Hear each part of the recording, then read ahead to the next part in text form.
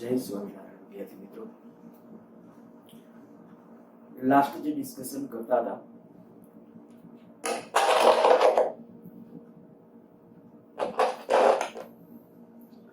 પારિમાણિક વિશ્લેષણ, આગળ વધીએ એમાં પારિમાણિક વિશ્લેષણની અંદર પહેલા તો પરિમાણ અને પારિમાણિક વિશ્લેષણ, પહેલા પરિમાણ શું છે, પારિમાણિક વિશ્લેષણ કેવી રીતે થાય એનું કંઈક ડિસ્કશન કરેલું હતું. એ ડિસ્કશનને એકવાર ઝડપથી ટૂંકમાં પહેલા રજૂઆત કરી જાઉં છું, રિપીટ કરી જાઉં છું. પહેલા તો કોઈ પણ ભૌતિક રાશિ છે, એકાદ બે ચોખવટ વધારાની એડ કરીને પણ કહું છું. માની લો કોઈ ભૌતિક રાશિ છે બળ, બળનું ભૌતિક સમીકરણ, આ બળ F કહીએ તો એનું ભૌતિક સમીકરણ કયું, તો કે F બરાબર ma. F બરાબર ma, આ એનું ભૌતિક સમીકરણ કહેવાય. પણ એના પરિમાણ, આની અંદર આપણને ખબર છે કે દળ કેજી માં મપાય, પ્રવેગ મીટર પર સેકન્ડ સ્ક્વેર માં મપાય. તો આના માટે કેવું હોય તો mlt માં આ શું આવશે, આના માટે m ની 1 ઘાત, પ્રવેગ માટે શું આવશે l1 t - 1. બરાબર, આ યાદ આવી જવું જોઈએ. આપણે પારિમાણિક સૂત્રો જ લખ્યા છે તો આના ઉપરથી આપણે આમ લખી શકાય m1 l1 t - 1, sorry t - 2. આ ભૂલ છે. પ્રવેગનું જે આવશે એ 0 બાર એટલે કે l1 t - 2, તો આ થઈ જશે m1 l1 t - 2. તો એ થઈ ગયું આપણું બળનું પારિમાણિક સૂત્ર. એકાદ વસ્તુ આવું કહી દઉં, આવું ખાલી જગ્યામાં ને એમાં ક્યારેક પૂછી શકે તમને એમ કે બળના પારિમાણિક સૂત્રમાં, બળના પારિમાણિક સૂત્રમાં લંબાઈનું પરિમાણ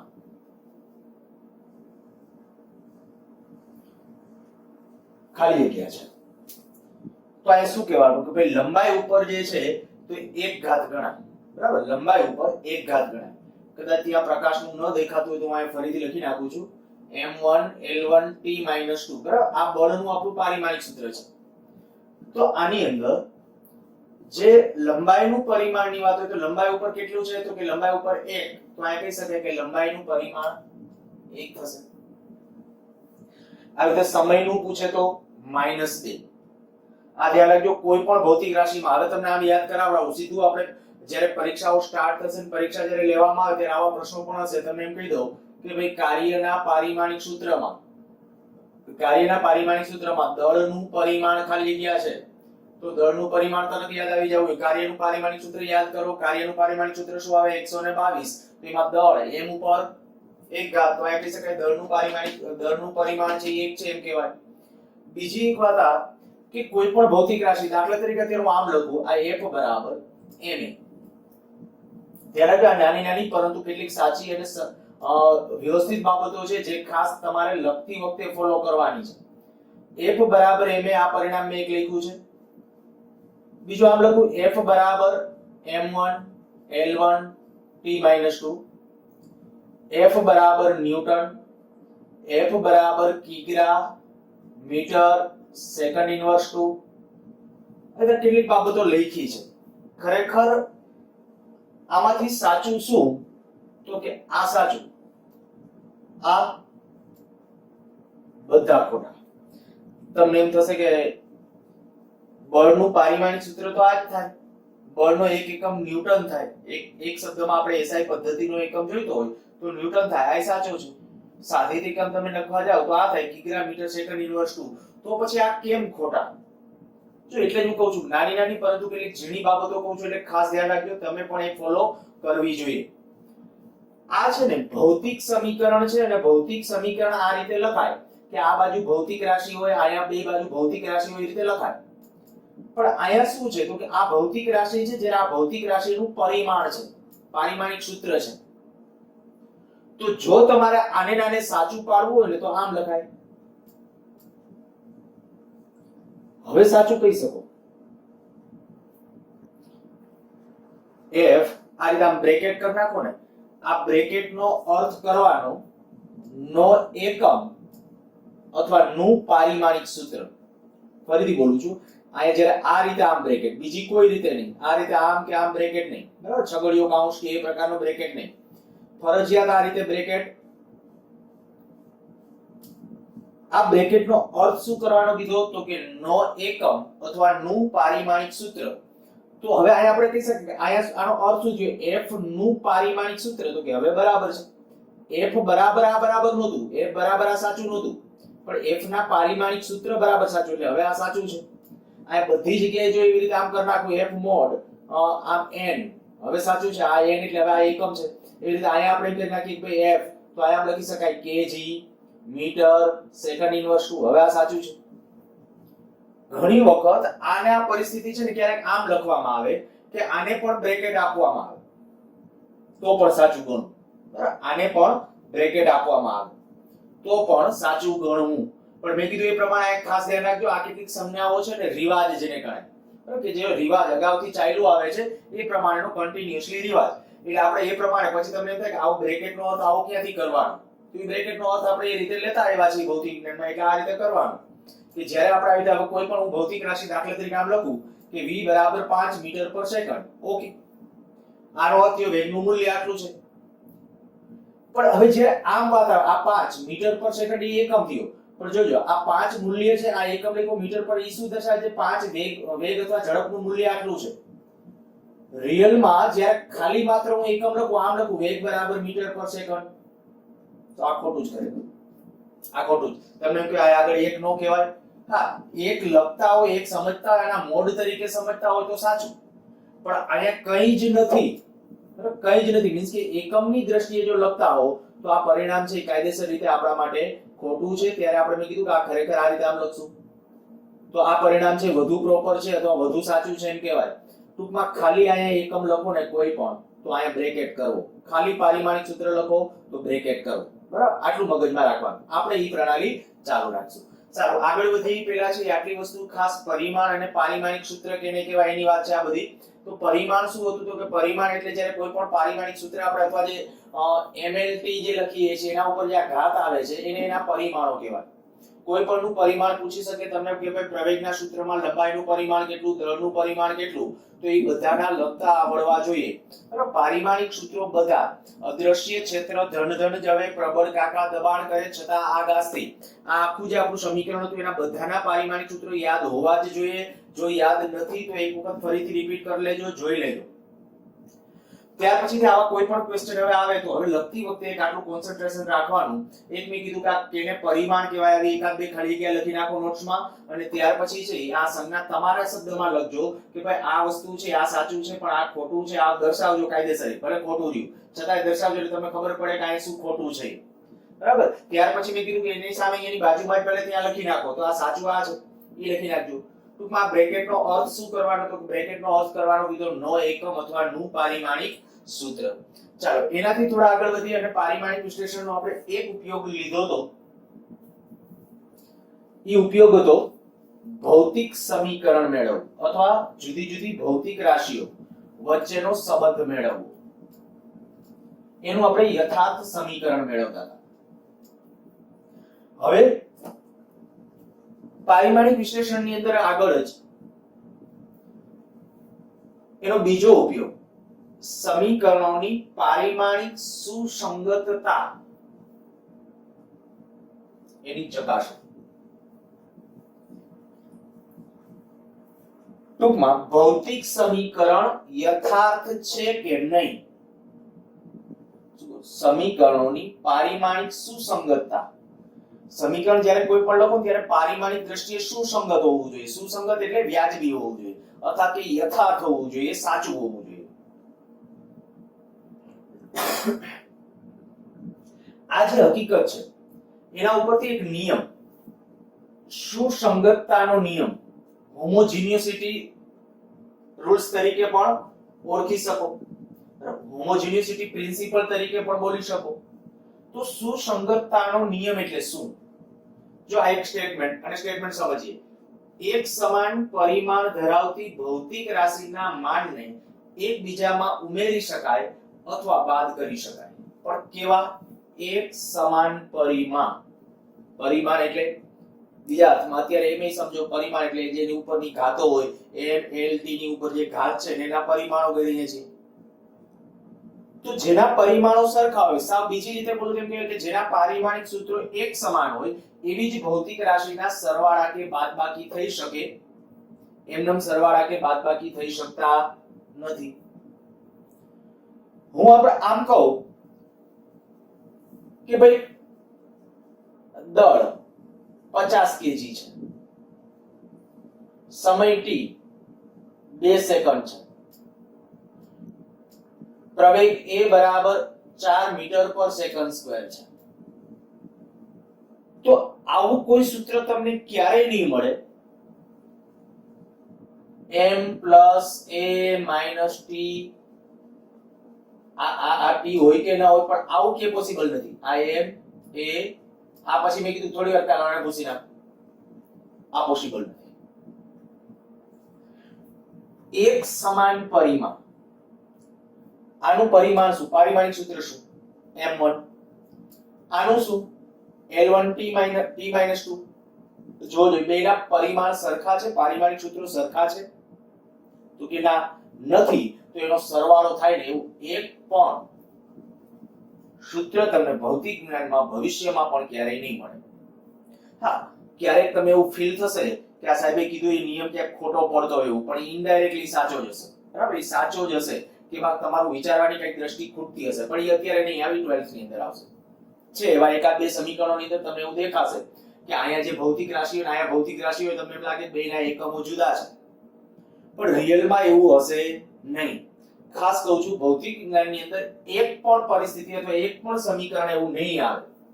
રૂલ્સ કે નિયમ કે પ્રિન્સિપલ ક્યારે કેને કહેવાય, તો કે અત્ર તત્ર સર્વત્ર. બરાબર, મોસ્ટલી જે આપણે કહી શકીએ કે હવે આ કીધું ભાઈ આયા આપણા માટે આ જે નિયમ કહું સુસંગતતાનો નિયમ, આ હંમેશા પહેલા સુસંગતતાનો નિયમ શું, તો કે એક સમાન પરિમાણ ધરાવતી ભૌતિક રાશિને એકબીજામાં ઉમેરી શકાય અથવા બાદ કરી શકાય. મીન્સ કે બળ તો બળનો સરવાળો થાય, બળમાંથી બળ બાદ થાય. આવું બની શકે. હું એમ કહું કે ભાઈ ચાલો આ એક માર્કર છે, હું આ બાજુથી છે 10 ન્યૂટનનું બળ લગાડું છું, આ બાજુથી છે 20 ન્યૂટનનું બળ લગાડું છું, પણ તમે કહો પરિણામી બળ કેટલું, તો બળમાંથી બળની બાદબાકી કરી શકાય. આ બાજુથી 20 છે, આ બાજુથી 10 છે, તો પરિણામી આ બાજુ રહેશે 10 જેટલું. પણ એવું શક્ય નથી કે ભાઈ આનું એમ કહું કે આનું દળ છે એ દાખલા તરીકે માની લો કે 10 કિલોગ્રામ છે અને આના ઉપર મેં બળ લગાવ્યું 10 ન્યૂટન અને પછી એમ કહો કે ભાઈ F બરાબર ma, તો અહીંયા આપણે કહી શકાય આનું આ F એટલે બળ અને આ m, તો m વડે ભાગી નાખો, ગુણી નાખો, એ બધું ઓકે, પણ સરવાળા કે બાદબાકી ખાસ કરીને F બરાબર ma એક પરિસ્થિતિ જુદી છે. હું અત્યારે જો પહેલા શેની વાત કરું છું, સરવાળા કે બાદબાકી માટેની. વચ્ચે સરવાળો કે બાદબાકી ક્યારે પોસિબલ, તો કોઈથી આવું નહીં થાય કે ભાઈ આનું માર્કરનું દળ મેં કીધું ભાઈ અમુક દળ 2 ગ્રામ છે, 5 ગ્રામ છે, 25 ગ્રામ છે, જે કાંઈ છે, અને પ્લસમાં જ્યારે હું આના ઉપર બળ લગાવું છું એ બેનો સરવાળો પોસિબલ નથી. ટૂંકમાં વેગનો વેગ એડ કરી શકાય, વેગનું મૂલ્ય એડ કરી શકાય, પ્રવેગમાં પ્રવેગનું મૂલ્ય એડ કરી શકાય, દળમાં દળનું મૂલ્ય એડ કરી શકાય, ટેમ્પરેચરમાં ટેમ્પરેચરનું મૂલ્ય એડ કરી શકાય, પ્રવાહમાં પ્રવાહનું મૂલ્ય. આવું પોસિબલ નથી. પ્રવાહ અને ટેમ્પરેચર બેનો સરવાળો થાય, એક પણ સમીકરણ એવું આવવાનું નથી. પણ એ આપણી યથાર્થતા અથવા સુસંગતતા છે તેમ કહેવાય. તો આજે આપણે જે ડિસ્કશનમાં અત્યારે કહીએ તો પારિમાણિક વિશ્લેષણ એનો બીજો ઉપયોગ જે આપણે કીધો કે પારિમાણિક સુસંગતતાની ચકાસણી કરવી, અને આના ઉપરથી પણ ઘણા બધા ક્વેશ્ચન નીટમાં ને એની અંદર પૂછાય છે. ઓલો સૌથી વધારે અગત્યનો ઉપયોગ મેં તમને કીધો તો હજી ઉપયોગ પૂરો નથી થઈ ગયો, પણ હા સમજૂતી અથવા એમાં જે કઈ નવું એનાથી કઈ નથી કરવાનું, પ્રેક્ટિસ કરવાની બાકી છે. પ્રેક્ટિસ એટલા માટે હું એવો શબ્દ પ્રયોગ કરું છું કારણ કે હજી આપણે પારિમાણિક સૂત્રો માત્ર ક્યાં લીધા છે, 8, 9, 10 માં જે ભૌતિક રાશિ ભણી ગયા છો ને એના જ પારિમાણિક સૂત્રો લીધા છે અને એના ઉપરથી ડિસ્કશન કર્યું છે. હજી 11th 12th ની જે પારિમાણિક રાશિઓ આવશે અથવા પારિમાણિક સૂત્રો જે લખવાના આવશે એના ઉપરથી પણ એવા દાખલાઓ પૂછી શકે એટલે એવી પ્રેક્ટિસ હજી પછી કરશું. અચ્છા, હવે આ બીજા નિયમના રિલેટેડ કેટલાક પ્રશ્નોને એની સમજૂતી લેતા જઈએ. પહેલા જે પ્રિન્સિપલ ઓફ હોમોજીનિટી સુસંગતતાનો નિયમ, આ શું છે તો આ શબ્દ ખાસ ધ્યાન રાખજો કે એક સમાન પરિમાણ ધરાવતી ભૌતિક રાશિ એના જ માન એટલે મૂલ્ય, માન એટલે મૂલ્ય, જેમ વેગનું મૂલ્ય 5 મીટર તો 5 ઈમી નું મૂલ્ય કહેવાય, તો એ એકબીજામાં ઉમેરી શકાય અથવા બાદ કરી શકાય. આ હકીકતને સરળ ભાષામાં સુસંગતતાનો નિયમ કહે છે. અચ્છા, હવે જો હું એમ કહું કે ભાઈ આપણે સમીકરણ, એટલે હું અહીંયા નામ લખું છું બીજી રીતે, આ જે પારિમાણિક સુસંગતતા ભૌતિક સમીકરણની યથાર્થતા ચકાસવી, ભૌતિક સમીકરણની પારિમાણિક દ્રષ્ટિએ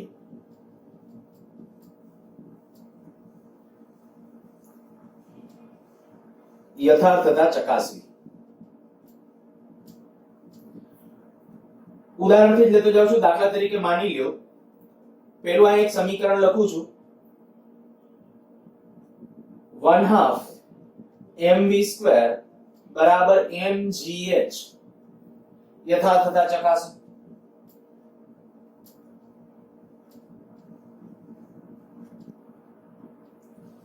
સાચું છે ખોટું એ જણાવો.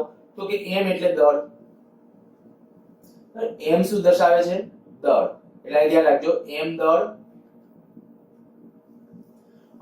v ઝડપ અથવા વેગ, g ગુરુત્વ પ્રવેગ અને h ઊંચાઈ. તો આ સમીકરણ સાચું છે કે ખોટું એ આપણે તપાસવું છે. આપણે શું કરવાનું, જો સુસંગતતાનો રૂલ શું કહે છે તો કે જેમ સરવાળા બાદબાકીની વાત હોય, અહીંયા હું તમને એમ કહું કે અહીંયા આપણા માટે પારિમાણિક દ્રષ્ટિએ સૂત્ર તો જ સાચું. હું શબ્દ વારે ઘણી બોલું છું પારિમાણિક દ્રષ્ટિએ. કદાચ પારિમાણિક દ્રષ્ટિએ સાચું સમીકરણ હોય ને ભૌતિક દ્રષ્ટિએ સાચું ન પણ હોય. આ સમીકરણ ઉપરથી તમને એ પણ ખ્યાલ આવી જશે. પહેલા એક આ સમજી લ્યો કે આ યથાર્થ છે કે નહીં એને સમજાવવું હોય તો શું કરવાનું. તો કે ડાબી બાજુ જે ભૌતિક રાશિ હોય એનું પારિમાણિક સૂત્ર મેળવવાનું, જમણી બાજુ જે ભૌતિક રાશિ હોય એનું પારિમાણિક સૂત્ર મેળવવાનું, અને જો ડાબા બરાબર જબા થાય તો કહી દેવાનું કે આ સૂત્ર પારિમાણિક દ્રષ્ટિએ યથાર્થ છે. તો હું અહીં લખું ડાબાનું પારિમાણિક સૂત્ર,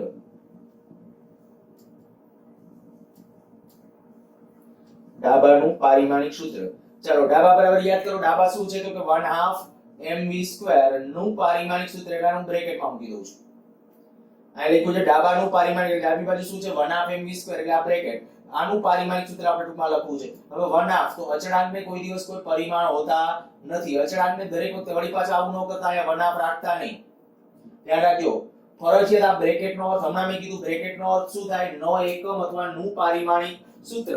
તો 1/2 નો એકમ શું? તો કે 1/2 અહીંયા બે ચોક્કસ સંખ્યા છે અને સંખ્યાનો એકમ ન હોય, સંખ્યાનો એકમ નથી તો આપણે બે નો કોઈ એકમ નથી, પરિણામે નથી લખવાનું m દળ. તો એનું પરિમાણ શું થાય? તો કે m1. આનું લખ્યું મેં m1. અચ્છા, વેગનું શું થાય? તો કે વેગનું આપણને ખબર છે એ પ્રમાણે l1 t-1 આ વેગનું, પણ એના ઉપર પાછી ઘાત કેટલી છે? 2. તો જુઓ જો શું થશે, m1 અહીંયા l ની 2 ઘાત t ની -2 ઘાત. આને કહી દઉં સમીકરણ નંબર 1. આ ડાબી બાજુનું પારિમાણિક સૂત્ર થયું. આવી રીતે જો જમણી બાજુનું પારિમાણિક સૂત્ર મેળવીએ તો જબાનું પારિમાણિક સૂત્ર, જમણી બાજુ શું હતું? તો કે mgh. આ m, ચાલો m નું યાદ કરો. m એટલે દળ, આપણે આગળ દીધું હતું m છે એ દળ દર્શાવે છે. દળનું શું આવશે? m ઉપર 1 ઘાત. g એટલે ગુરુત્વ પ્રવેગ, ગુરુત્વ પ્રવેગ એટલે પ્રવેગનું, તો પ્રવેગનું શું થાય? l1 t-2. આ બધા યાદ આવી જવા જોઈએ. l1 t-2 ઊંચાઈનું, h નું ઊંચાઈ શેમાં મપાય? તો કે ઊંચાઈ મીટર, કિલોમીટર કે સેકન્ડમાં? તો તરત કહેશો ભાઈ મીટરમાં મપાય. મીટરમાં હોય તો આવશે l, એટલે આનું l. તો આના ઉપરથી આ શું થયું જુઓ, m1 l, આ બે l આધાર સરખા છે તો ઘાતનો સરવાળો થઈ જશે એટલે l2 t-2. આ સમીકરણ નંબર 2. સમીકરણ 1 અને 2 જુઓ જોઈએ, બેના પારિમાણિક સૂત્રો સરખા છે. તો કે સમીકરણ 1 અને 2 પરથી ડાબા બરાબર જબા માટે આપેલ સમીકરણ યથાર્થ છે. ખબર પડી ગઈ હશે કે સમીકરણની યથાર્થતા ચકાસવી એકદમ સિમ્પલ અને સરળ. ખાલી આટલું જ કરવાનું, ડાબાનું પારિમાણિક સૂત્ર અને જવાનું, અને પછી શબ્દ સ્પષ્ટ લખવાનો કે આપેલ સમીકરણ યથાર્થ છે. પણ યથાર્થ એટલે ખરેખર કઈ દ્રષ્ટિએ? પારિમાણિક દ્રષ્ટિએ. ભૌતિક દ્રષ્ટિએ આ તો આપણા માટે એટલા માટે મને ખબર હતી કે આ સમીકરણ રિયલમાં સાચું જ છે. કઈ રીતે સાચું છે? તો કે આ ગતિ ઊર્જા છે ને આ સ્થિતિ ઊર્જા છે. ઊર્જા સામે ઊર્જા હોય, આ સ્થિતિ ઊર્જા છે. ઈ ભવિષ્યમાં તમને હજી નહીં ખબર હોય તો આ ભવિષ્યમાં ખબર પડશે કે આ સ્થિતિ ઊર્જાનું સમીકરણ છે. આ તો આપણે લખ્યું હતું ગતિ ઊર્જાનું 1/2mv². તો આ કહી શકાય કે ભાઈ આ યથાર્થ છે સમીકરણ. પણ માની લ્યો કે આ સમીકરણની અંદર હું આવું આપત, અહીંયા 1/2 નો આપત, તો રહે શું? mv² બરાબર mgh. પછી તમે ડાબાનું પારિમાણિક સૂત્ર મેળવત, જબાનું પારિમાણિક સૂત્ર મેળવત, યથાર્થ આવત કે ના આવત? આવત. એનો અર્થ કે પારિમાણિક સૂત્ર તો યથાર્થ છે, પણ એ સમીકરણ રિયલમાં ખોટું થાય. કારણ કે mv² ઈ ગતિ ઊર્જા નો કહેવાય, 1/2mv² જ ગતિ ઊર્જા કહેવાય. એટલે હવે તમને ખબર પડી ગઈ હશે કે અહીંયા આપણે આ જે શબ્દ લખીએ છીએ ને કે સમીકરણ પારિમાણિક દ્રષ્ટિએ યથાર્થ છે. પારિમાણિક દ્રષ્ટિએ યથાર્થ હોય એ સમીકરણ ભૌતિક દ્રષ્ટિએ યથાર્થ હોય એવું જરૂરી નથી. હા, ભૌતિક દ્રષ્ટિએ યથાર્થ ન હોય એ પારિમાણિક દ્રષ્ટિએ યથાર્થ નો જ હોય.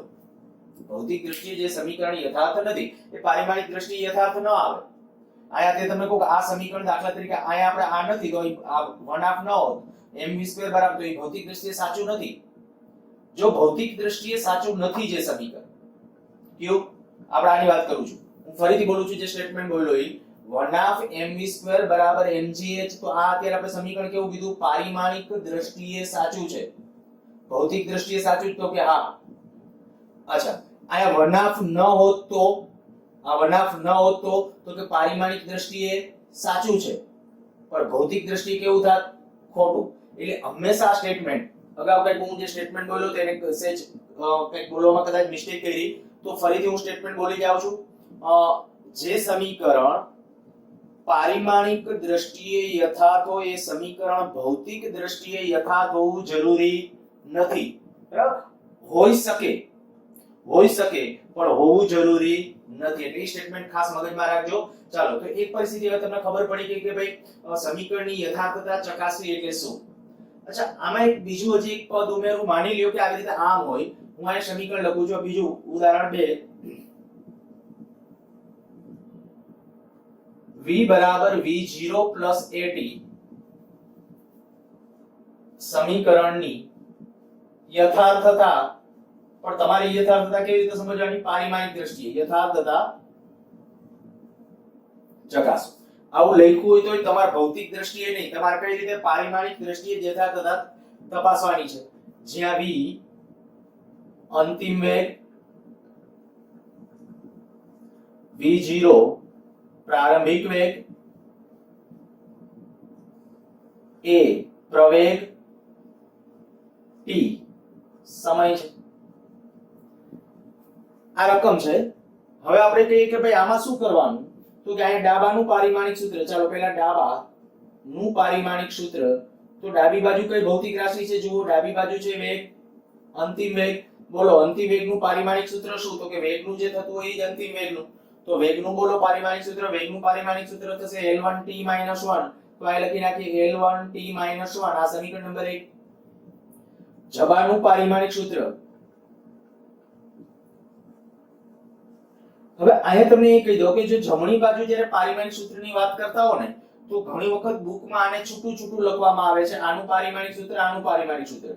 પણ હું અત્યારે ભેગું લખીને દર્શાવું છું. v0 પ્લસ at નું પારિમાણિક સૂત્ર.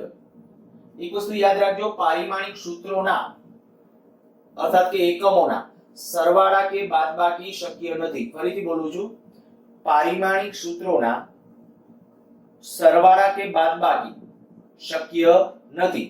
પારિમાણિક સૂત્રોના શક્ય નથી ઇનડાયરેક્ટલી અર્થ થઈ ગયો એકમોના સરવાળા કે બાદબાકી શક્ય નથી.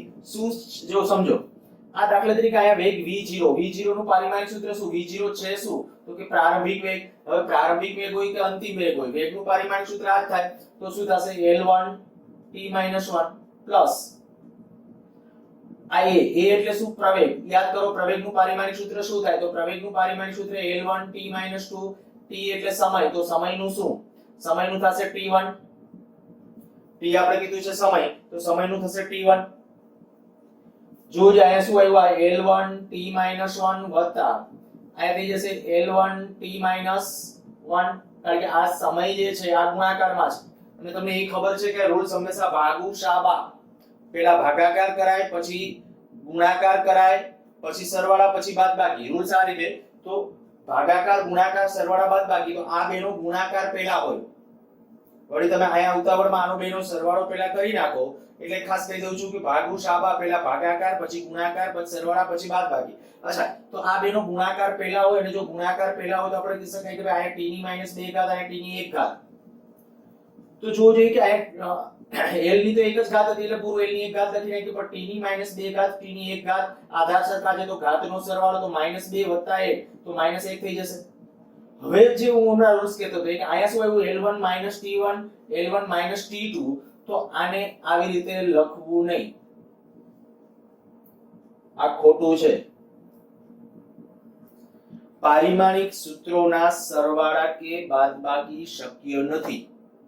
તમે એમ કહો કે આ વત્તા આ, જેમ આપણે કહીએ 2 + 2 તો 2 ટાઈમ્સ 2, 2 ટાઈમ્સ 2, આ 2 હોય આ 2 હોય તો આ 2 એટલે 2 લખો ને ગુણ્યા 2, કારણ કે 2 વખત એટલે 4 થઈ ગયા સીધા. પણ મેં કીધું એ પ્રમાણે અહીંયા ધ્યાન રાખજો કે ખાસ પારિમાણિક સૂત્રો માટે આ પરિસ્થિતિ શક્ય નથી, એના સરવાળા કે બાદબાકી પોસિબલ નથી. તમારે ખાલી શું જોવાનું, તો કે આ સ્ટેપ જોવાનું નથી, આ સ્ટેપ નહીં જોવાનું. સીધું અહીંયા ખાલી જુઓ કે જેટલા પદ આ કહી દેવાનું 2,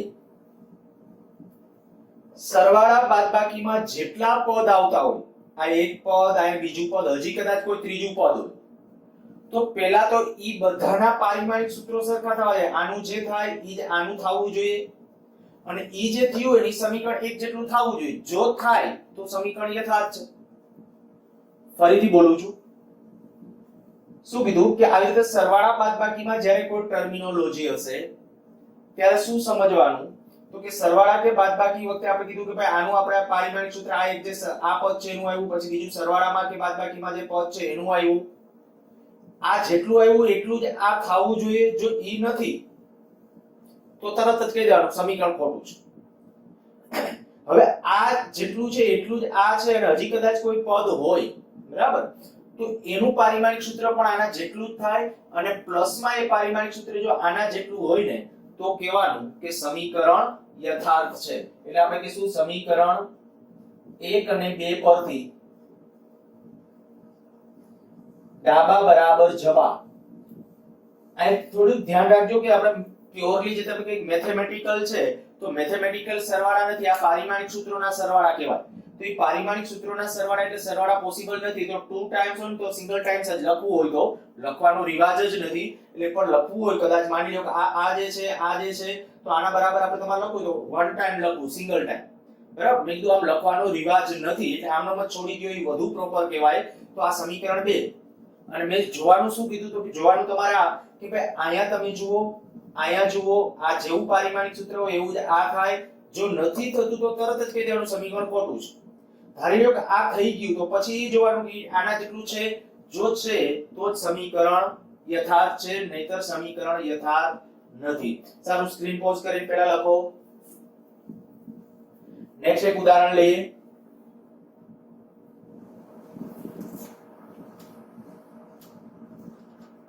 દાખલા તરીકે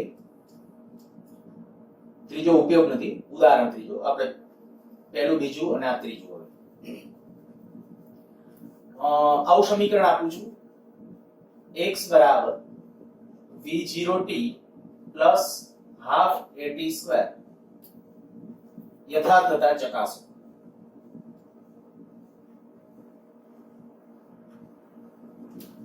જ્યાં x સ્થાનાંતર, v0 પ્રારંભિક વેગ,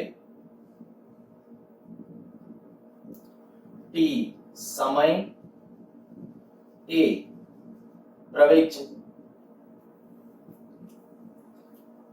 પેલા સ્ક્રીન પોઝ કરીને તમારી રીતે ટ્રાય કરો, પછી આયા જુઓ. ચાલો, આપણે શું કરવાનું છે તો કે ડાબાનું પારિમાણિક સૂત્ર, તો આપણે કહીશું ડાબાનું પારિમાણિક સૂત્ર. ડાબી બાજુ કઈ ભૌતિક રાશિ છે તો ડાબી બાજુ ભૌતિક રાશિ છે x.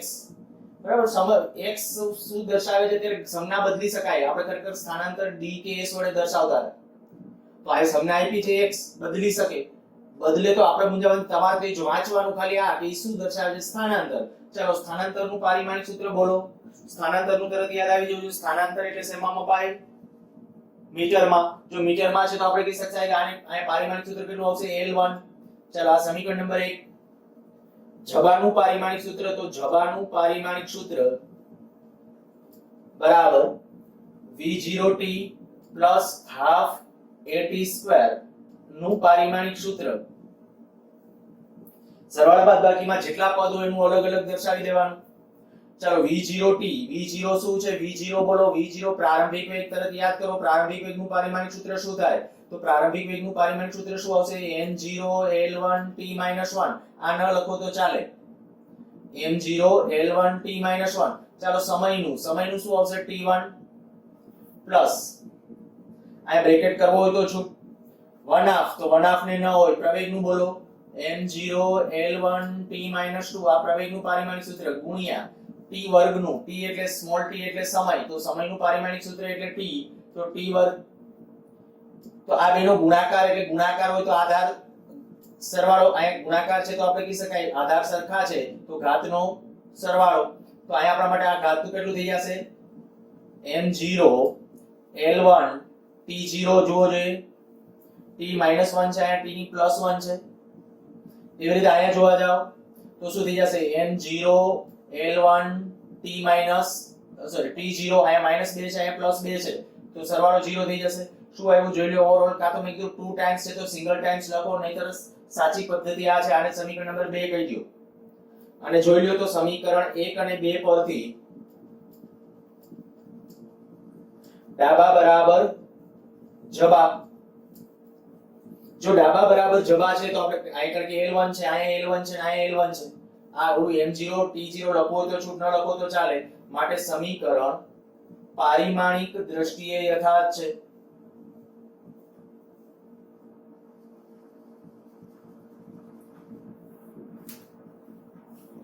એક હજી ચાલો ફટાફટ ઝડપથી ગણી નાખો.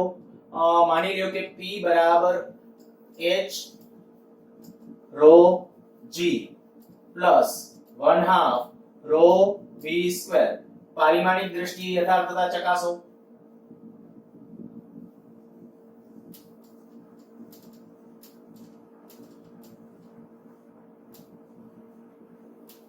p એટલે સ્થિત દબાણ, આ દબાણ, h ઊંચાઈ, rho ઘનતા, g ગુરુત્વ પ્રવેગ,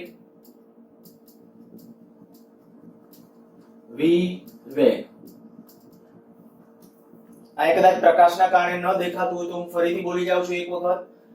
p બરાબર h rho g plus 1/2 rho v square ની પારિમાણિક દ્રષ્ટિએ યથાર્થતા ચકાસવી છે. બધી ભૌતિક રાશિઓ શું છે એ આપી દીધું છે. ચાલો સ્ક્રીન પોઝ કરીને પહેલા તમારી રીતે ટ્રાય કરો, પછી અહીંયા જુઓ. પહેલા ડાબા, તો ડાબાનું પારિમાણિક સૂત્ર, ડાબી બાજુ દબાણ. ચાલો દબાણનું પહેલા પારિમાણિક સૂત્ર યાદ કરો. દબાણનું પારિમાણિક સૂત્ર શું થાય? 112 m1 l - 1 t - 2. આને કીધું સમીકરણ નંબર 1. જબાનું પારિમાણિક સૂત્ર, તો જબાનું પારિમાણિક સૂત્ર બરાબર જમણી બાજુ h rho g, એક પદ, બીજું પદ છે 1/2 rho v સ્ક્વેર. ચલો h એટલે શું છે? ઊંચાઈ. ઊંચાઈ શેમાં મપાય? મીટરમાં. તો m1 rho ઘનતા યાદ કરો. ઘનતાનું પારિમાણિક સૂત્ર યાદ કરો. ઘનતા થશે કેટલું? m1 l - 3. ઘનતાનું થયું m1 l - 3. ઘનતા બરાબર દળના છેદમાં કદ. દળના છેદમાં કદ એના ઉપરથી g એટલે ગુરુત્વ પ્રવેગ. તો ગુરુત્વ પ્રવેગનું શું થઈ જશે? l1 t - 2 h m1 ઘનતા rho બરાબર m1. આ ઘનતાનું પારિમાણિક સૂત્ર g ગુરુત્વ પ્રવેગ એટલે l1 t - 2 પ્લસ 1 હાફ, તો 1 હાફ ને પારિમાણિક સૂત્ર ન હોય. રો ઘનતાનું શું થઈ જશે પાછું m1 l - 3 આ ઘનતાનું, અને v એટલે વેગ, તો વેગનું શું થઈ જશે, વેગ એટલે l1 t - 1 પણ એનો વર્ગ છે. જો ફરીથી એકવાર પારિમાણિક સૂત્રો ખાસ જોજો. h rho g, h એટલે ઊંચાઈ, ઊંચાઈ શેમાં, ઓછા જો મેં પેલી ભૂલ કરી છે, ઊંચાઈ મીટરમાં મપાય, મીટરમાં મપાય તો અહીં l1 આવશે. જો હવે આ ધ્યાન રાખો ખાસ, આ ઊંચાઈ એટલે મીટરમાં, તો મીટરમાં એટલે લેન્થમાં આવશે એટલે l1 આવશે. ઘનતા ρ એટલે m1 દળના છેદમાં કદ, તો એના ઉપરથી g ગુરુત્વ પ્રયોગ l1 t - 2, આ 1 હાફ એને ન હોય, ઘનતાનું m1 l - 3 અને એ રીતે v તો l1 t - 1 એનો સ્ક્વેર.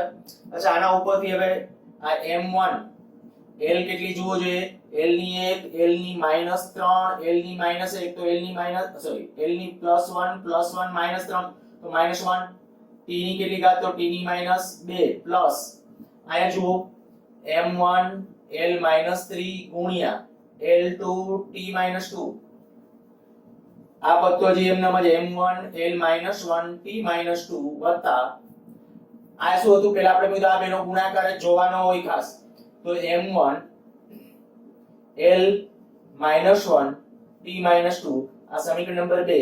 જો આ બે સરખા છે પારિમાણિક સૂત્રો, તો કે હા આ સરખા છે અને પ્લસમાં એ ડાબા જેટલું છે, અને માટે હવે આન્સર તમારી રીતે લખજો કે ભાઈ ડાબા બરાબર જમા, માટે આપેલ સમીકરણ પારિમાણિક દ્રષ્ટિએ યથાર્થ છે.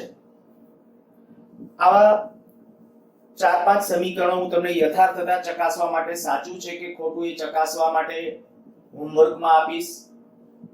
હોમવર્ક નોટ્સ ની અંદર કમ્પ્લીટ, ત્યાર પછી જે આપણી ડાયરેક્ટ ફેર બુક કયો તો ફેર બુક એની અંદર સીધો કોન્ફિડન્સ હોય તો ડાયરેક્ટ લખો તો પણ વાંધો નથી, પણ જેટલું હોમવર્ક આપીએ એટલું હોમવર્ક નોટ્સમાં કમ્પ્લીટ કરવાનું છે.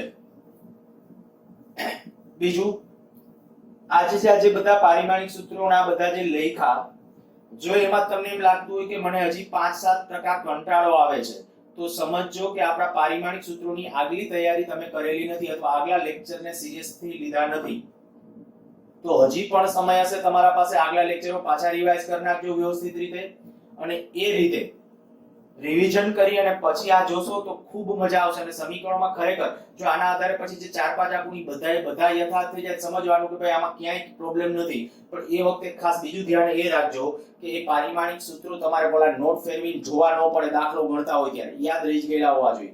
સારું, અત્યારે લેક્ચર અહીંયા પૂરો કરીએ છીએ, નેક્સ્ટ આવતા લેક્ચરમાં